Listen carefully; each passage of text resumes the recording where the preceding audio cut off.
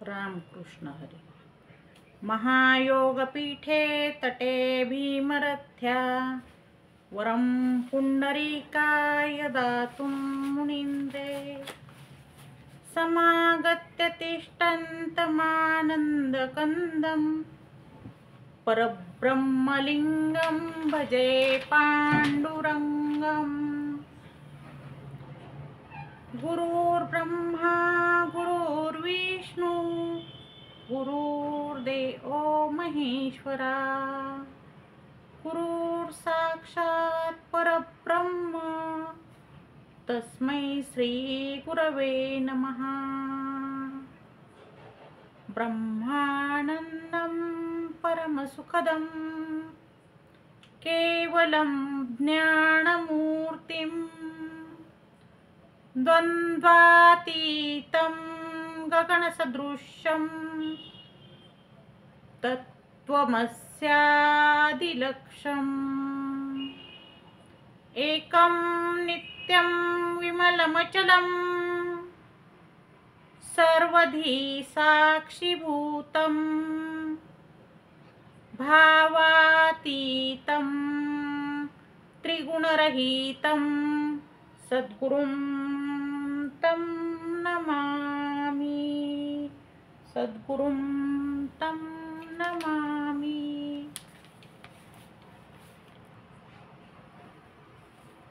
पहिल्या भागामध्ये आपण श्री संत खंडोजी बाबा आजन्म अखंड वारकरी श्री संत खंडोजी बाबा यांच्याविषयी माहिती घेतलेली आहे। या भागामध्ये आपण श्री संत खंडोजी बाबा यांच्या आठवणींना उजाळा देऊ। पहा, 1876 साली लोणी तालुका शिरूर कासार जिल्हा बीड येथे श्री संत खंडोजी बाबा यांचा जन्म झालेला आहे आणि ते वैकुंठवासी वैराग्यमूर्ती संत श्रेष्ठ वामनभाऊ महाराज यांचे परमशिष्य आवडते शिष्य झालेले आहेत। आता पत्नीचे निधन झाल्यानंतर आणि मुलीचे लग्न झाल्यानंतर जवळपास वयाच्या 50व्या वर्षी त्यांनी आपले मूळ गाव लोणी याला जणू रामरामच ठोकला। ते अखंडपणे पंढरपूर आणि पैठण या वाऱ्या करीत असत। गैनीनाथगड येथे सदैव थांबत असत। श्री संत खंडोजी बाबा यांचा भक्त परिवार खूप मोठा। प्रत्येक गावाशी वाडीशी आणि वस्तीशी बाबांचे आपुलकीचे नाते। खूप प्रेमळ शब्द, स्वभाव तसा तापट रागीट, परंतु प्रेमही तितकेच। लहान असो वा मोठा असो, प्रत्येक व्यक्तीला बाबा अशी गोड हाक श्री संत खंडोजी बाबा मारत आणि कोणतीही महिला असू दे तिला बाई अशी गोड हाक श्री संत खंडोजी बाबा यांच्या तोंडून येत असे। पहा, त्यांचे दर्शन घेतल्यानंतर बाबा पुन्हा त्याच व्यक्तीचे दर्शन घेत असत। म्हणजे त्यांनी छोट्या मुलांनी जरी दर्शन त्यांचे घेतले तर त्या छोट्या मुलाचेही हे श्री संत खंडोजी बाबा हे दर्शन घेत असत। अशी त्यांची भावना होती। ते म्हणत प्रत्येक माणसामध्येच परमेश्वर आहे आणि म्हणून ते प्रत्येकाचेच दर्शन घेत होते। पहा, समाजात जसे सज्जन माणसे असतात तसेच दुर्जनही असतात आणि त्याप्रमाणे दुर्जन लोक हे सज्जन माणसाच्या खोड्या काढतच असतात।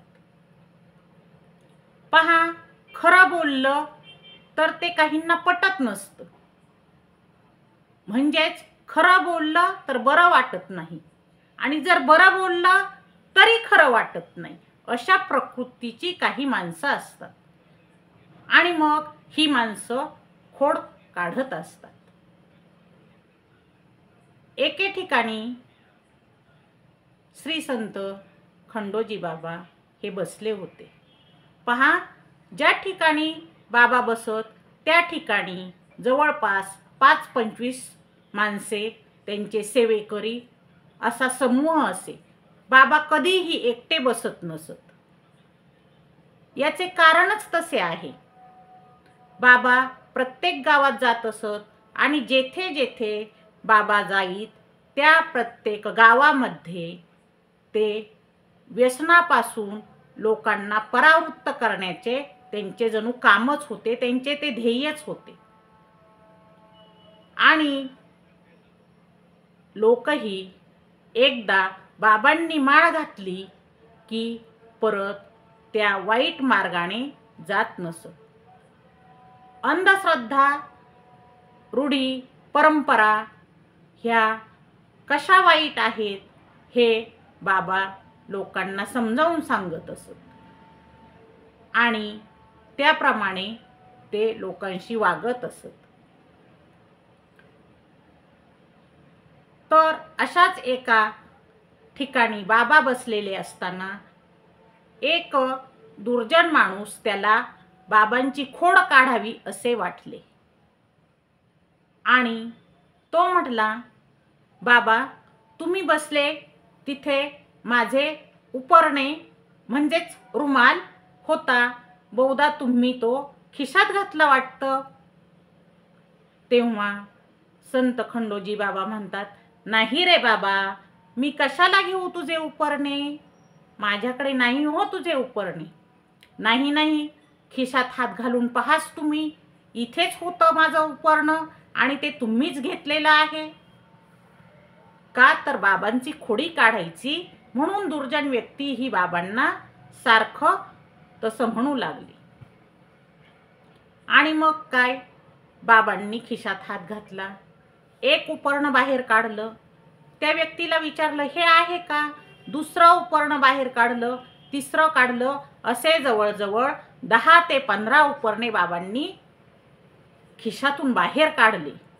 आणि मग मात्र तो दुर्जन माणूस खजील झाला, त्याने आपली मान खाली घातली आणि बाबांची माफी मागितली। होय, असेच होते। असाच एक वेळचा प्रसंग। पहा, बाबा जिथे जाईत तिथे कोणी ना कोणी बाबांना पोशाख करत असे आणि असाच एके वेळी बाबांना पोशाख चढवला, नवा कोरा पोशाख। जुने कपडे काढून सेवेकऱ्यांनी बाजूला ठेवले। मग पहा, आता नवीन पोशाख घातल्यानंतर त्या पोशाखाच्या खिशात काही असेल का हो? नाही ना। इतक्यात काय झाले, तेथून एक नवी नवरी, माहेरी आलेली मुलगी ही सासरी जाण्यासाठी निघाली होती। तेव्हा तिथे त्या मुलीला आणि तिच्या वडिलांना बाबा दिसले, म्हणून ती नवी नवरी बाबांचे दर्शन घेण्यासाठी तिथे आली। पहा, नवी नवरी बाबांचे दर्शन घेतले आणि बाबांनी खिशात हात घातला। खिशात हात घातला आणि नवी कोरी 100 रुपयाची नोट काढून त्या नव्या नवरीच्या हातात ठेवली। असे हे श्री संत खंडोजी बाबा. अनेक गावात सप्ते असत आणि त्या सप्त्यामध्ये आवर्जून हे श्री संत खंडोजी बाबा यांना आणले जाई. सप्त्यामध्ये जो प्रसाद केला जाई त्या प्रसादाला प्रथम बाबांनी हात लावायचा हे जणू ठरलेलेच होते. आणि नंतर जो मुख्य कार्यक्रम सप्ताहाचा असे तो म्हणजे दहीहंडी ही बाबांच्याच हाताने फुटत असे. काला हात बाबांच्या हातानेच होत असे. म्हणजेच सर्व माणसे हे जणू बाबांना आपलेच मानत, देव अवतारच म्हणत आणि प्रत्येक गावातील लोक हा मान हा श्री संत खंडोजी बाबा यांनाच देत असत. पहा, असेच दिवस जात होते. बाबांची पैठण, पंढरपूर ही वारी चालूच असे. असेच पावसाळ्याचे दिवस होते आणि बाबा हे पंढरपूरहून वारीहून परत येत होते. त्यावेळी अचानक मोठा पाऊस आला.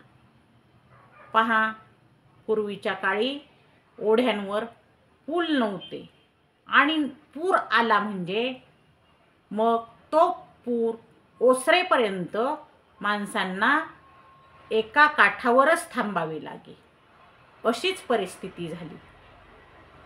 अंधार पडलेला आणि ओढ्याला अचानक पूर आलेला आहे. बाबा ओढ्याच्या काठावर थांबलेले आहेत आणि तिथेच त्याच काठावर थोडेसे अंतरावर त्यांना लहान बाळाचा रडण्याचा आवाज ऐकू आला. पहा, लहान बाळाचा रडण्याचा आवाज आला. एक 7-8 महिन्याचं बाळ रडत असल्याची चाहूल ही बाबांना लागली आणि म्हणून बाबांनी इकडे तिकडे पाहिले तर एक महिला आपल्या बाळाचे तोंड हाताने दाबून धरत होती आणि त्या बाळाला जणू ती म्हणत होती, बाळा रडू नकोस रे. श्री संत खंडोजी बाबांनी हे दृश्य पाहिले आणि ते त्या महिलेकडे गेले. तिला आवाज दिला, बाई कोण आहेस तू? ती महिला अंधार पडलेला, तिला भीती वाटली. तेव्हा बाबा तिला म्हणाले, बाई घाबरू नकोस हो. अरे मी पंढरीचा वारकरी आहे. तू कोण आहेस? तू ही पुरात अडकलीस का? होय बाबा, गवत घ्यायला आले होते आणि गवत कापता कापता उशीर झाला. ओढ्याला पूर आला आणि मी इथं अडकले. जवळ बाळही आहे. काही हरकत नाही, घाबरू नकोस. तू तर ओली चिंब झालेली आहेस आणि बाळही भिजलेले आहे. मग अशाने बाळाला दुखणं येईल, ते आजारी पडेल. तू काय कर, माझ्या पिशवीतले हे धोतर धर आणि बाळाचे अंग कोरडे कर. नको हो बाबा, नको. तुमचे वारकऱ्याचे धोतर नको हो मला. का हो? नको बाबा, मी सर्वसाधारण समाजातील आहे. मला नको होते पाप. अरे तू मला बाबा म्हणतेस, तू मला बाप म्हणतेस आणि मग बापाचे धोतर का नको म्हणतेस? धर हे. आणि असे म्हणून बाबांनी त्या महिलेला आपले धोतर दिले. बाळाचे अंग कोरडे करायला लावले. स्वतः बाळाला घेतले आणि तिला सांगितले, तुझेही अंग ह्या धोतराने पुसून घे. पूर थोडासा ओसरत होता आणि पलीकडून मोठमोठ्याने आरोळ्या ऐकू आल्या. तेव्हा त्या महिलेने ओ दिली आणि घरच्यांना सांगितले, हो मी इकडे सुरक्षित आहे आणि तुम्ही काळजी करू नका. माझ्या जोडीला पंढरीचे वारकरी श्री संत खंडोजी बाबा आहेत. तुम्ही माझी काही काळजी करू नका. पहा, पूर ओसरेपर्यंत बाबा तेथेच थांबले आणि आता ते त्या महिलेला काय सांगतात, बाई तू काय कर, आता तुझा गवताचा भारा इथेच ठेव आणि तू बाळाला पाटकुळी बांध आणि तू आता पलीकडच्या तीरावर जा, आता पाणी कमी झाले आहे.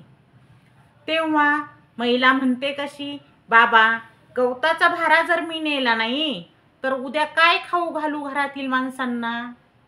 म्हणजे रे काय, म्हणजे हे गवत मी जेव्हा नेऊन सकाळी विकेल तेव्हाच माझी घरातली चूल ती पेटेल आणि तेव्हाच मग मला माणसांसाठी भाकरी करता येईल. असे आहे होय. मग थांब, आण तुझं ते बाळ इकडं आणि बांध माझ्या पाटकुळी. तू घे गवताचा भारा डोक्यावर आणि आपण हाताला हात धरून पलीकडच्या काठावर जाऊ. पहा किती माणुसकी ही, किती प्रेम हे. आणि त्या महिलेसाठी तिला आपली मुलगी म्हणून बाबांनी तिचे बाळ आपल्या पाठीवर बांधून घेतले. महिलेने डोक्यावर गवताचा भारा घेतलेला आहे आणि पाणी कमी झाल्याचे पाहून तिच्या घरातील तिचे नातेवाईक 4-5 माणसे पलीकडून हाताची साखळी एकमेकाला हात धरून आलेले आहेत. आणि मग सर्व माणसांनी मिळून त्या महिलेला आणि बाबांना पलीकडच्या काठावर नेलेलं आहे. पहा किती बिकट प्रसंग त्या महिलेवर होता, परंतु वडिलांच्या मायेने बाबांनी सर्व समजून घेतले. आता ती महिला तिच्या घरच्या माणसांबरोबर चाललेली आहे. तेव्हा तिच्या घरातील माणसे बाबांना म्हणतात, बाबा आता तुमच्या जेवणाची सोय काय होईल, काहीतरी आहे ना तो पांडुरंग थांबतो इथे मंदिरात.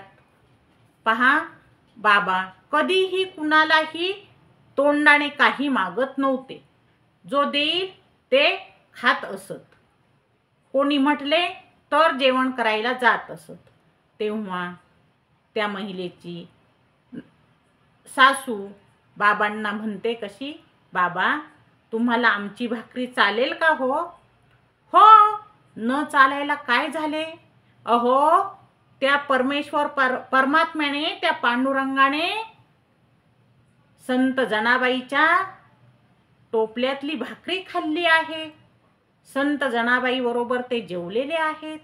चोखोबाच्या घरी जाऊन, संत चोखोबाच्या घरी जाऊन त्यांनी जेवण केलेले आहे.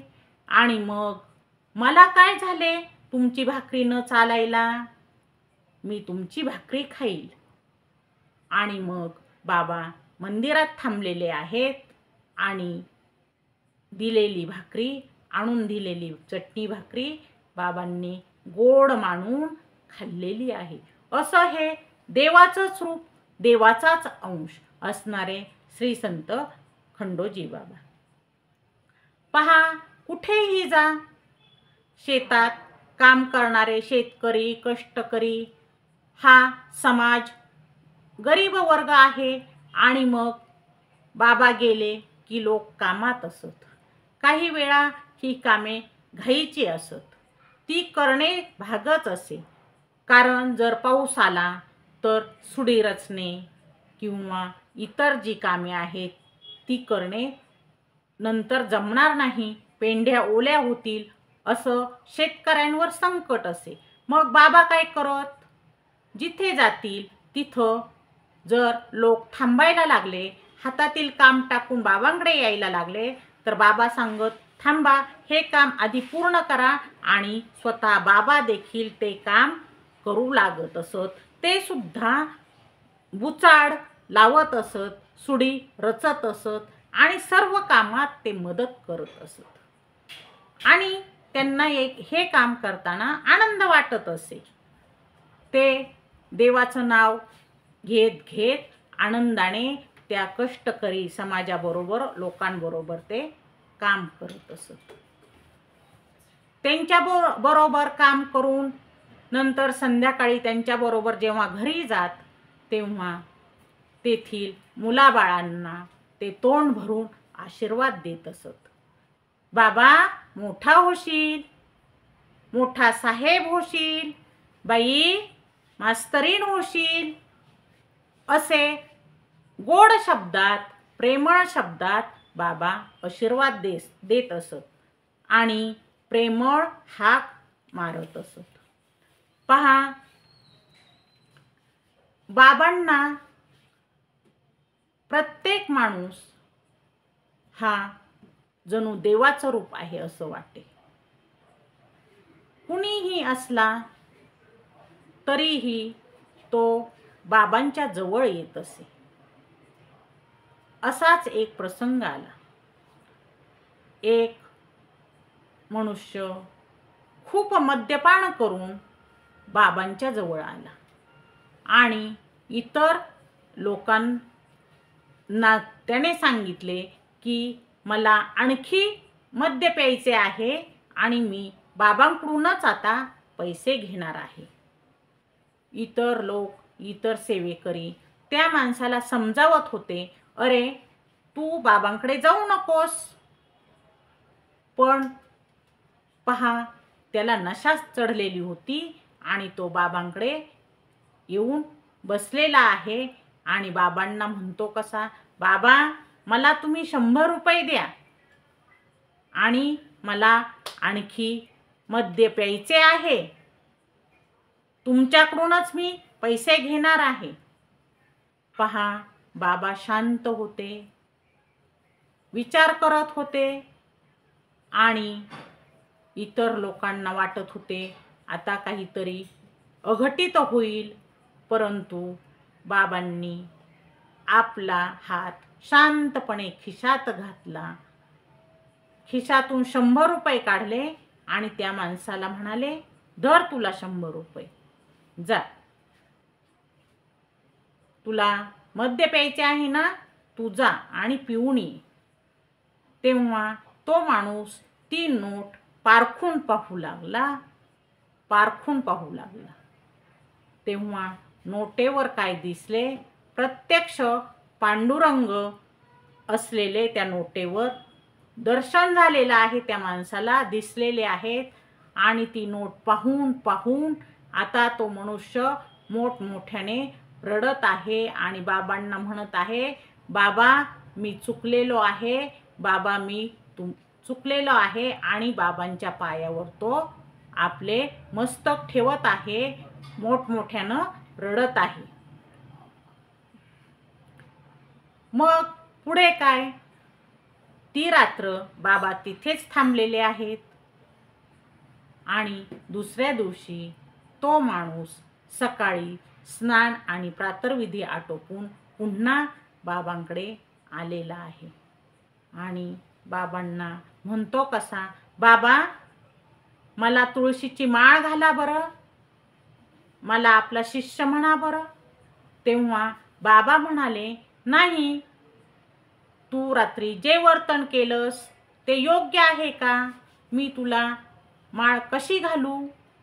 तेव्हा त्याने नम्रपणे बाबांचे दर्शन घेतले आणि बाबांना सांगितले, बाबा मी इथून पुढे मद्य मांस यांना हातही लावणार नाही, स्पर्शही करणार नाही आणि तुम्ही मला तुळशीची माळ घाला. पहा, बाबांनाही खात्री होती आणि मग बाबांनी त्या मनुष्याला तुळशीची माळ घातलेली आहे. त्याच्याबरोबर आणखी 10-5 जणांनी तुळशीची माळ घालून घेतलेली आहे. पहा, प्रत्येक गावामध्ये बाबा जेव्हा जेव्हा जात असत तेव्हा तेव्हा असे अनेक लोक जे मद्यपान करणारे आहेत, मांसाहार करणारे आहेत, ते स्वतःहून बाबांकडे येत असत आणि बाबांना सांगत असत, बाबा इथून मागे आम्ही चुकलेलो आहोत, पण आता तुमच्या दर्शनाने आम्ही धन्य झालेलो आहोत. आता तुम्ही आम्हाला माळ घाला. पहा, बाबांनी हजारो कुटुंबे ही लयाला जाताना वाचवलेली आहेत. कारण आपल्याला माहीत आहे, ज्या घरात मद्यपान मांसाहार आहे तिथे काय होत असते, त्या घराचा कसा नाश होत असतो, घर कसे उजाड होत असते हे आपल्याला माहीत आहे. आणि यापासून बाबांनी अनेक संसार वाचवलेले आहेत. त्या घरातील शेकडो मुले आणि मुली यांचे भविष्य चांगले केलेले आहेत. कारण त्या घरातील प्रमुख माणसालाच जर ते व्यसन असेल तर घरातील मुलाबाळांवर त्याचा काय परिणाम होतो हे आपल्याला ज्ञात आहेच. असे हजारो मुले आणि मुली हे व्यसनाधीन वडिलांपासून सुटका होऊन मोठमोठे झालेले आहेत. मोठमोठ्या हुद्द्यांवर आहेत. कुणी डॉक्टर आहेत, कुणी शिक्षक आहेत आणि कुणी पोलीस किंवा इतर खात्यांमध्ये सध्यासुद्धा नोकरी करत आहेत. असे बाबांचे अनेक कुटुंबावर थोर उपकार आहेत. बाबांना हा समाज जणू आपलाच वाटत असे. ते जेव्हा त्यांना वाटेल की आपल्याला एखाद्या गावी एखाद्या तीर्थक्षेत्री दर्शनाला जायचं आहे, तेव्हा ते सहजच म्हणत, चला आता नाशिकला तरी जाऊन येऊ. आणि त्यांच्याबरोबर लगेचच 4-2 गाड्या नाशिकला जायला निघत असत. चला बाबा, आम्ही पण येतो तुमच्याबरोबर, तुमच्यामुळे आम्हालाही दर्शन होईल. अखंड वाऱ्या करता करता पैठणला असेच बाबा गेलेले आहेत. पैठणची वारी ही त्यांची नेमाची वारी असे. आणि ते जेव्हा दिवाळीच्या दिवशी पैठणला जात असत तेव्हा ते गोदावरीवर स्नान करत असत. स्नान केल्यानंतर नाथांना पाणी घालत असत. अशीच एका दिवाळीची गोष्ट. बाबा पैठण क्षेत्री गेलेले आहेत आणि ते स्नानासाठी गोदावरी येथे गेलेले आहेत. पहा, गोदावरी माता ही आपली गंगाच. आणि बाबांनी स्नानासाठी तीरावर थांबलेले आहेत. आणि अक्षरशः गोदावरी माता ही सरकत सरकत बाबांपर्यंत आलेली आहे. पहा, जिथे पाणी नव्हतं काठावर तिथे बाबा उभे होते आणि तिथं स्वतः गोदावरी माता सरकत बाबांच्या चरणाजवळ आलेली आहे आणि बाबांनी स्नान उरकलेलं आहे. तेव्हा बाबांबरोबर अनेक लोक होते. त्यात काही सुशिक्षित नोकरी करणारे सुद्धा तरुण होते आणि त्यांनी प्रत्यक्ष हे पाहिलेलं आहे की गोदावरी माता ही सरकत सरकत बाबांच्या चरणाजवळ आलेली आहे आणि बाबांनी स्नान केलेलं आहे. बाबांनी स्नान करून नाथांना पाणी घातलेलं आहे. नंतर त्यांचा कार्यक्रम असे की त्यांच्याजवळ जेवढे कपडे असेत, म्हणजे त्यांना प्रत्येक गावात अनेक लोक हे पोशाख करत असत आणि असे बरेच पोशाख बाबांकडे पडून असत. काहीही कार्यक्रम असो, घरचा कार्यक्रम असो, गावातला कार्यक्रम असो किंवा एखाद्याची इच्छा असो, बाबांना पोशाख केला जाईल. मग हे असे अनेक कपडे, अनेक पोशाख पडलेले असत. याचे काय करायचे? मग बाबा ते सर्व पोशाख दिवाळीच्या दिवशी हे पैठण क्षेत्री नेऊन तेथे गरजू लोकांना देत असत. पहा, असेच ते पोशाख वाटून झालेले आहेत. आणि आता बाबांकडे फक्त त्यांचा जो परिधान केलेला पोशाख आहे तेवढाच उरला आहे. तितक्यात काय होतं, अचानकच एक रक्तपिती झालेला मनुष्य हा बाबांच्या जवळ आलेला आहे. पहा, इतक्या वेळ कुठेही दिसत नव्हता, पण अचानक आलेला आहे. तेव्हा बाबांच्या जवळ असणारे, त्यांच्या बरोबर असणारे लोक हे हळूच मागे मागे सरकलेले आहेत, थोडे लांब गेलेले आहेत, बाजूला गेलेले आहेत. आणि बाबांच्या जवळ तो मनुष्य गेल्यानंतर तो बाबांना म्हणतो कसा की, बाबा मलाही द्या कपडे. आणि बाबांजवळ तर आता कपडे नाहीत, मग काय. तेव्हा बाबांकडे थोडेसे पाणी शिल्लक होते, जे त्यांनी नाथांना घालून उरले होते. आणि मग श्री संत खंडोजी बाबा यांनी काय केले, ते पाणी त्या रक्तपिती असलेल्या मनुष्याच्या चरणावर घातलेले आहे.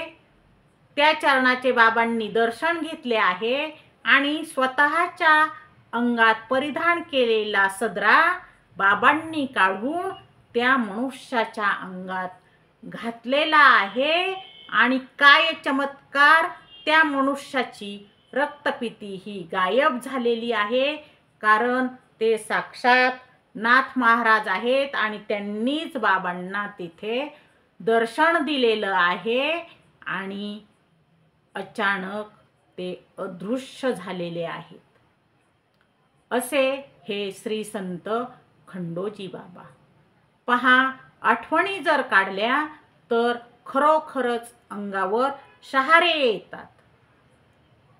होय, अशीच सत्य परिस्थिती आहे. बाबांचे वय वाढत चालले होते आणि आता पायी प्रवास करणे तसे जमत नव्हते. पहा, अणवाणी प्रवास बाबांनी केलेला आहे. बाबांचे जे पायाचे अंगठे आहेत, हे अंगठे अक्षरशः वळलेले आहेत. चिंचेचे अकोले जसे वळलेले असतात, त्याप्रमाणे बाबांचे 5ही बोटे हे पायांच्या बाजूने वळलेले अक्षरशः आहेत. बाबांनी कधीही चप्पल घातलेली नाही, ते अणवाणीच वारी करत असत. परंतु वय झालेले आहे आणि आता एका गावाहून दुसऱ्या गावी जायचे म्हणजे काहीतरी वाहनाचा आधार घ्यावा लागत आहे. असेच बाबांना शिरूर येथे यावयाचे होते. बाबा एका वस्तीवर होते आणि तिथून एक बैलगाडी निघालेली आहे. बैलगाडीत धान्य आहे आणि बाबांना शिरूरला यायचे आहे. आणि बाबा त्या मनुष्याला, गाडीवाणाला विचारतायत, बाबा शिरूरला जातोस का रे? होय बाबा. मग मलाही यायचे आहे. मग चला ना बाबा, पण पोत्यावर बसता येईल का हो तुम्हाला? हो हो, बसतो जपून, बसा. पहा, तो गाडीवाण बाबांना घेऊन शिरूरपर्यंत आलेला आहे आणि अचानकपणे मालाला भाव वाढलेला आहे. काल जो भाव विचारून गेला होता, त्या भावापेक्षा त्याला 100 रुपये भाव वाढवून मिळालेला आहे. हा चमत्कार फक्त श्री संत खंडोजी बाबाचे चरण त्याच्या धान्याला लागले, त्याच्या गाडीला लागले, याचाच असावा असं त्या गाडीवाणाला वाटलं आणि त्याने बाबांचे शतशः आभार मानले. त्यालाही आश्चर्य वाटले. जेव्हा सांगितले की मालाला भाव वाढलेला आहे, तेव्हा त्यालाही नवल वाटले आणि त्याने मोठ्या प्रेमाने परत बाबांना घरी बोलवलेले आहे आणि बाबांना पोशाख केलेला आहे. असे हे श्री संत खंडोजी बाबा अनेक ठिकाणी सप्ते करत, अक्कलकोट, शेगाव, पैठण, शनिशिंगणापूर, पंढरपूर, शिर्डी आणि त्यांनी काशीला सुद्धा सप्ताह केलेला आहे. पहा, असाच एकदा त्र्यंबकेश्वर येथे सप्ताह होता. बाबांबरोबर अनेक माणसे असत आणि बाबा सप्त्यासाठी गेलेले आहेत. त्र्यंबकेश्वर दर्शन घेतलेलं आहे आणि ब्रह्मगिरीला प्रदक्षिणा घालायची आहे. बाबांचे वय खूप आहे. पहा, 110-15 वर्ष वय आहे बाबांचे. थकलेले आहेत, परंतु परमेश्वर म्हटल्यानंतर, परमेश्वर दर्शन म्हटल्यानंतर बाबांना अजिबातही आळस येत नाही, कंटाळा येत नाही. ते चालतच राहतात. ब्रह्मगिरीची प्रदक्षिणा बाबांनी पायी केलेली आहे. तेव्हा एके ठिकाणी पोहे खायचे असे ठरले, परंतु बाबांनी ते पोहे सुद्धा उभे राहूनच खाल्लेले आहेत. सर्वजण बाबांना सांगत होते, बाबा बसून पोहे खा. नाही, अरे बाबा, माझे भाऊ की नाही उभे राहूनच पोहे खात होते. ते प्रदक्षिणा घालताना कधीही बसत नव्हते. म्हणजेच वैराग्यमूर्ती संत श्रेष्ठ वामनभाऊ महाराज यांची आठवण काढून, आपल्या गुरुची आठवण काढून श्री संत खंडोजी बाबा यांनी सुद्धा उभ्यानीच ते प्लेटभर पोहे खाल्लेले आहेत आणि पुन्हा आपली प्रदक्षिणा चालू केलेली आहे. इतकी गुरूंवर भक्ती, इतकी गुरूंवर श्रद्धा आणि इतकं देवावर प्रेम हे संत खंडोजी बाबा यांचं आहे. पहा, असेच एक वेळ ते नाशिक येथे गेलेले आहेत. नाशिक येथे गेल्यानंतर त्यांना रामकुंडावर स्नान करायचे आहे, परंतु यात्रेचा पिरियड आहे आणि मग खूप गर्दी आहे. तेव्हा लांबच गाड्या अडवलेल्या आहेत. मग इतक्या लांबून आता पायी कसे जायचे? बाबांना थोडेसे चालणे होत नाही. मग काय करायचे?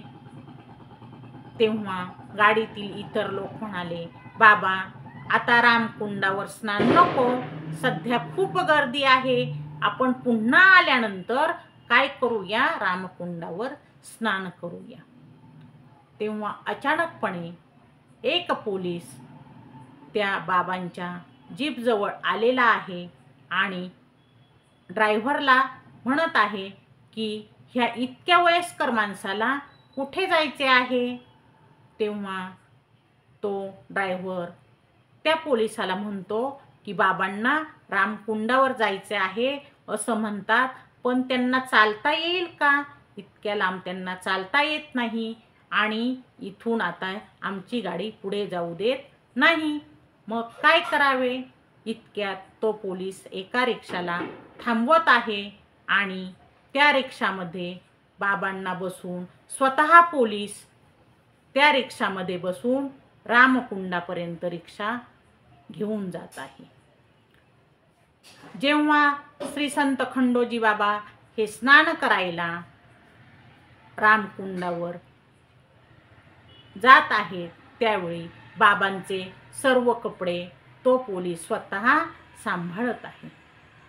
रामकुंडावर उभं राहिलेला आहे आणि श्री संत खंडोजी बाबा हे स्मितहास्य करत आहेत आणि त्या पोलिसाच्या पायावर रामकुंडातील ते जल अर्पण करत आहेत.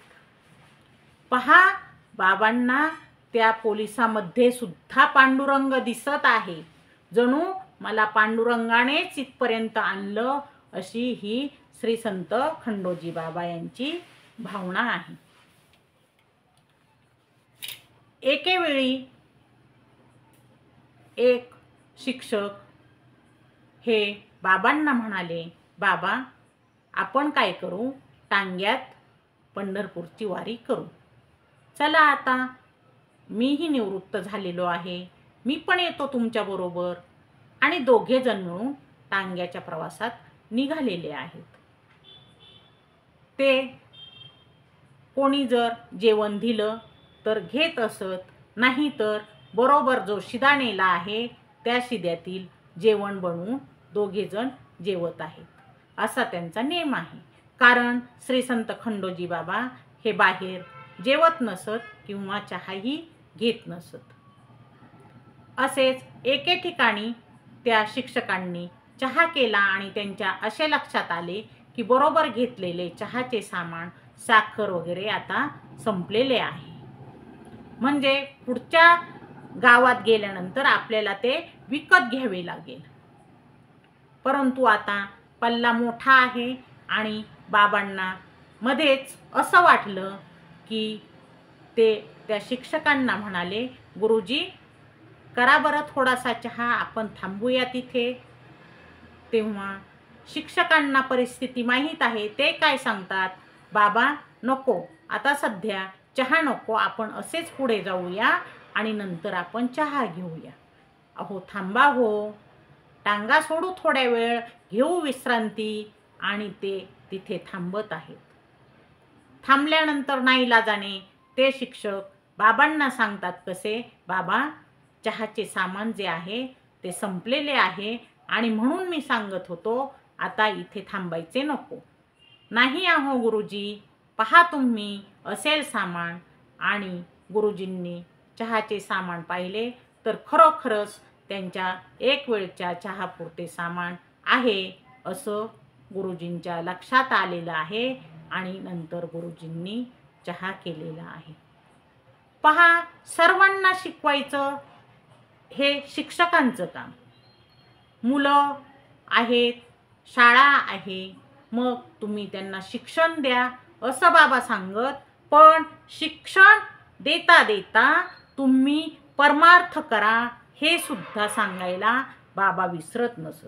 म्हणजेच परमार्थ करताना आपण काम करत असू किंवा शिकवत असू तरीही परमार्थ हा करायलाच हवा हे बाबांचं सांगणं होतं.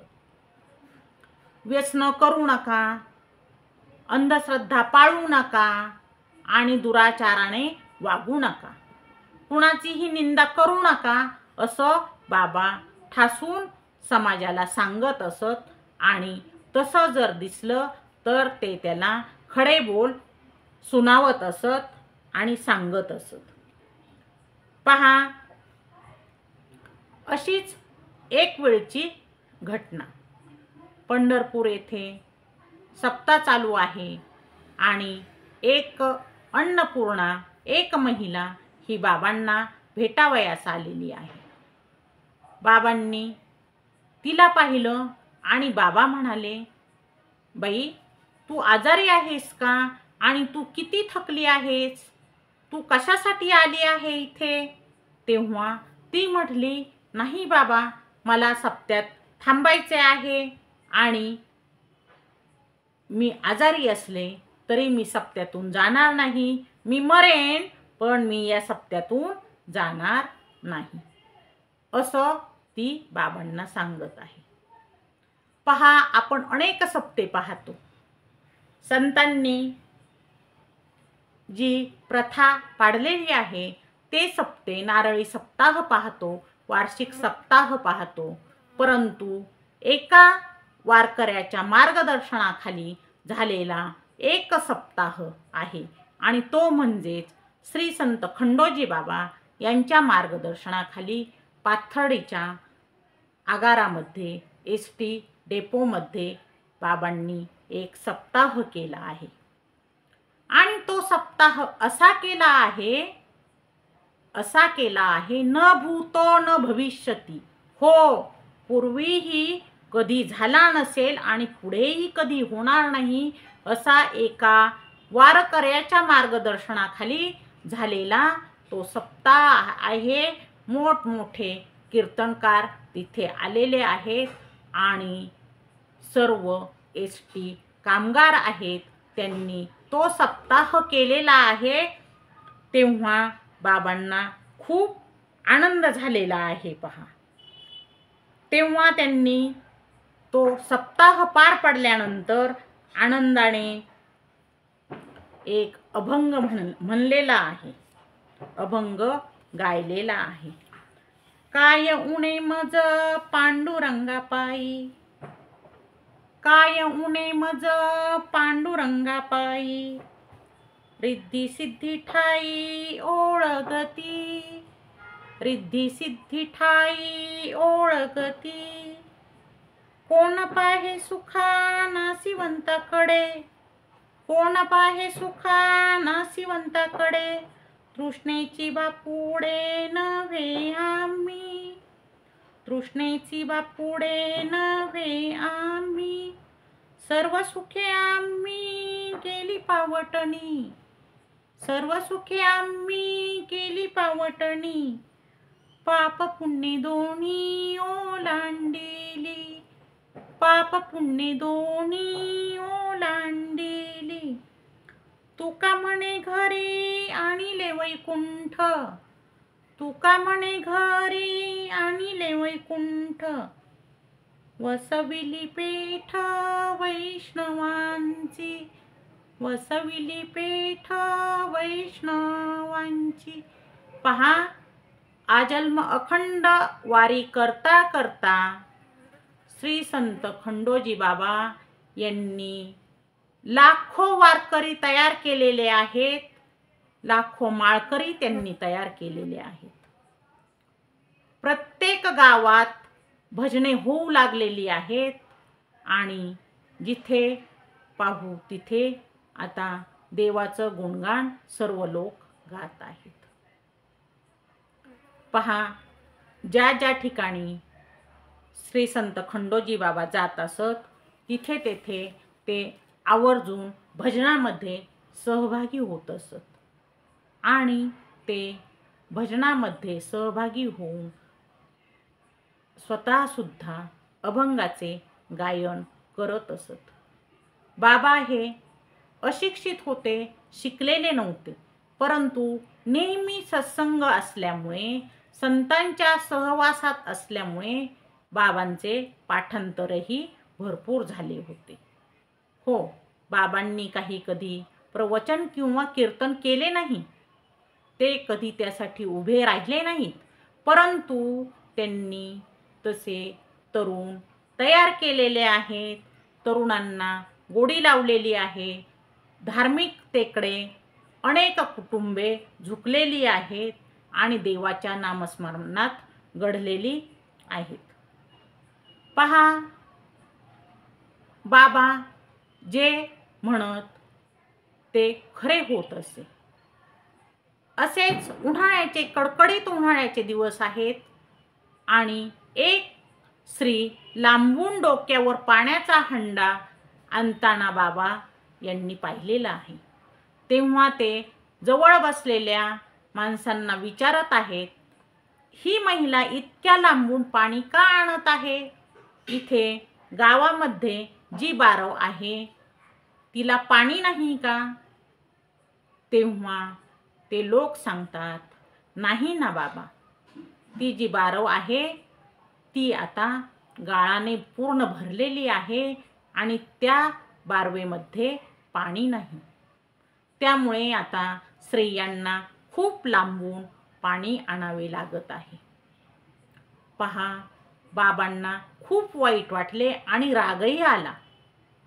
ते जमलेल्या माणसांना म्हणाले, अरे, बारव आहे, तिच्यात गाळ आहे आणि मग तुम्ही काय करता रे? तो गाळ काढण्याचे काम हे गावाचे नाही का?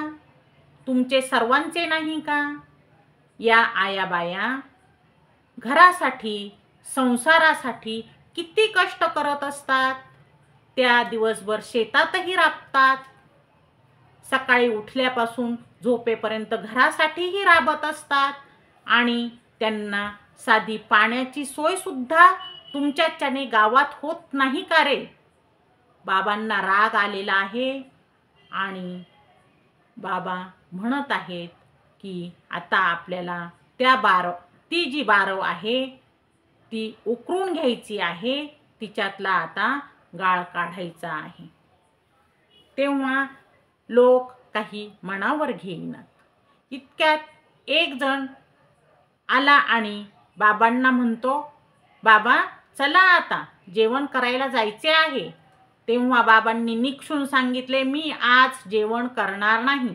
जोपर्यंत तुम्ही ही बारव आहे ही उकरून तिच्यातील गाळ काढण्याचे कबूल करत नाहीत तोपर्यंत मला जेवायचे नाही. पहा, बरेच लोक जमलेले असतात, त्यात काही सुशिक्षित तरुण, नोकरदार तरुणही असतात. ते पुढे येतात आणि बाबांना शब्द देतात, बाबा काळजी करू नका, तुम्ही आता जेवण करायला चला आणि आपण उद्या क्रेन आणू आणि बारव ही उकरून काढू, तिच्यातला गाळ काढू, म्हणजे तिला पाणी येईल.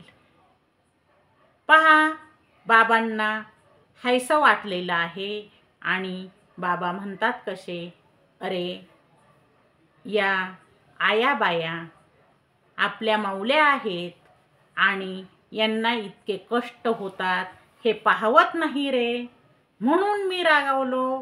तुम्हाला माझा राग आला का रे? नाही बाबा, तुमचा कसा बरे राग येईल? तुम्ही आमच्या भल्यासाठी सांगता ना.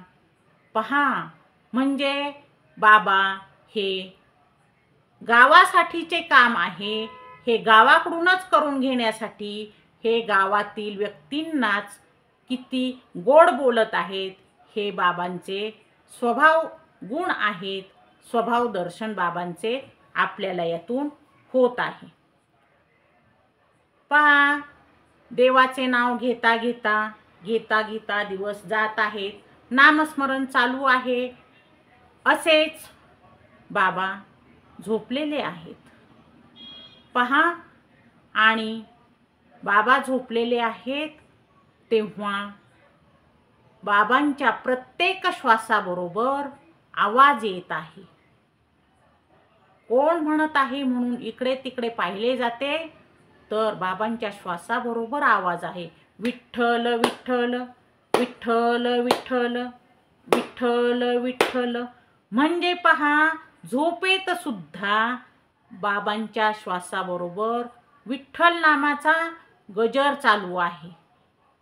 असे हे थोर संत खंडोजी बाबा. बाबा हे सर्वांचेच आवडते. त्यांनी अनेक ठिकाणी चांगली कामे करण्यासाठी लोकांना वर्गणी करायला लावलेले आहे आणि वर्गणीने एकत्र येऊनच कोणतंही चांगलं काम हे होत असतं, हे त्यांनी सांगितलेलं आहे. असाच एक वेळी पैठण येथे सप्ताह आहे आणि सप्ताह चालू असताना अचानकपणे वादळ आलेलं आहे. वादळ आलेलं आहे, त्या वादळामध्ये अनेक प्रकारचं नुकसान झालेलं आहे. पण खंडोजी बाबा यांनी तेथे संत श्रेष्ठ वैराग्यमूर्ती वामनभाऊ महाराज आणि ऐश्वर्य संपन्न संत श्रेष्ठ भगवान बाबा यांच्या प्रतिमा त्या सप्त्यामध्ये ठेवलेल्या आहेत. त्या प्रतिमांपुढे दीप तेवत आहे. काहूर आलेला आहे, लोक पळत आहेत आणि श्री संत खंडोजी बाबा निवांतपणे मंडपमध्ये बसलेले आहे. मंडपाच्या सर्व बाजूंनी ते काहूर गेलेलं आहे, परंतु मंडपात तेवत असणारी जी समई आहे, ती समई सुद्धा तशीच तेवत आहे, तशीच तेवत आहे. तिथे त्या वाऱ्याचा, त्या वादळाचा लवलेशही झालेला नाही. सप्त्यातील बाहेर गेलेले पांगलेले लोक मंडपाकडे आलेले आहेत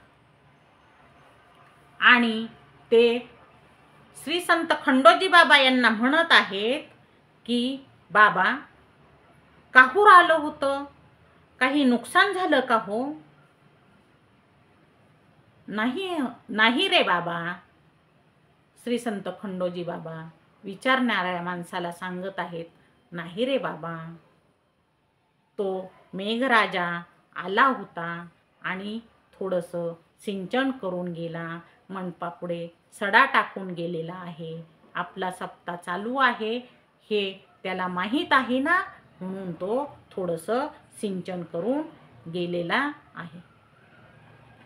पहा, हे असे गोड बोलणे श्री संत खंडोजी बाबांचे असे. बाबांचे वय वाढत आहे. बाबांचे एका डोळ्याचे ऑपरेशन आपले नेत्रतज्ञ डॉक्टर लहाणे यांनी ऑपरेशन केलेलं आहे आणि त्यांनी त्या ऑपरेशनची फी घेतली नाही, तर उलट बाबांना येताना पोशाख करून पाठवलेला आहे. त्यानंतर दुसऱ्या डोळ्याचेही ऑपरेशन केलेले आहे. ते ऑपरेशन डॉक्टर सुंदर गोरे नेत्रतज्ञ यांनी केलेले आहे. तेही फी घेत नव्हते आणि घेतली नाही, परंतु श्री संत खंडोजी बाबा यांनी खिशात हात घातला आणि डॉक्टर गोरे यांना एक 50 रुपयाची नोट दिली. ते नको म्हणत आहेत तेव्हा बरोबरचे जोडीदार सेवेकरी डॉक्टरांना म्हणतात, कसे बाबा देतात ना तुम्हाला, मग घ्या. तेव्हा डॉक्टरांनी ते 50 रुपये घेतलेले आहेत, बाबांचे दर्शन घेतले आहे आणि ती 50 रुपयाची कोरी करकरीत नोट आहे. ती नोट त्यांनी त्यांच्या दवाखान्यात फ्रेम करून लावलेली आहे. पहा, जिथं शरीर आहे, ह्या शरीराला त्रास असतो, आजार असतो. अशा प्रकारे आजार झाल्यानंतर बाबा थोडे आता खचत चाललेले आहेत. बाबांना पॅरालिसिस झालेला आहे आणि त्यांना नगरला ॲडमिट केलेलं आहे. तरीही बाबांच्या वाऱ्या ह्या अखंडपणे चालू आहेत. त्यांना जीपमध्ये वारीसाठी नेलं जात आहे आणि पुन्हा आणलं जात आहे. एकादशी उपवास हा धरला जात आहे. त्यांचं व्रत एकादशीचं हे चालूच आहे. रोज देवपूजा करणं हेही चालूच आहे. आणि अशा प्रकारे आता शरीर थोडंसं साथ देईनासं झालेलं आहे. शरीर जड होत आहे आणि त्यांना आता पंढरपूरची वारी करणंही जड जाऊ लागलेलं आहे. त्यांचा शेवटच्या काळातला मुक्काम हा वडगाव येथेच आहे. वडगावमध्येच बाबा आहेत आणि सर्व नागरिक लोक ही बाबांची सेवा शुश्रूषा करत आहेत. बाबांना औषध पाणी देणे, जेवण देणे हे सुद्धा चालू आहे. त्यांच्या तोंडातून विठ्ठल नाम हे काही जात नाही. एकादशी आली की विठ्ठल विठ्ठल, मला विठ्ठलाकडे घेऊन चला. आणि त्यांना त्याही अवस्थेत वडगावमधील नागरिक हे जीप करून श्री संत खंडोजी बाबा यांना पंढरपूरची वारी करून आणत आहेत. अखेर पहा, जिथे जन्म आहे तिथे मृत्यू हा आहे, तो कोणालाही चुकत नाही. त्याप्रमाणे बाबा यांचे निजधामास गेलेले आहेत, निधन झालेले आहे. तो दिवस आहे 3 जानेवारी 2004 पौष शुद्ध एकादशी. या दिवशी बाबांनी आपला देह ठेवलेला आहे. देह ठेवताना बाबा जवळ असणाऱ्या सेवेकऱ्यांना सांगत आहेत, मला न्यायला पांडुरंग आला आहे आणि आता मला जायचं आहे, मी चाललो आहे असं बाबा त्या नागरिकांना सेवेकऱ्यांना सांगत आहेत. बाबांनी देह ठेवलेला आहे आणि ते आता पंढरीच्या पांडुरंगाकडे कायमसाठी निघून गेलेले आहेत. पांडुरंगाचं अखंड नामस्मरण करतच ते आता त्या परमात्म्याकडे गेलेले आहेत. परमात्म्याला त्यांनी प्राप्त करून घेतलेलं आहे.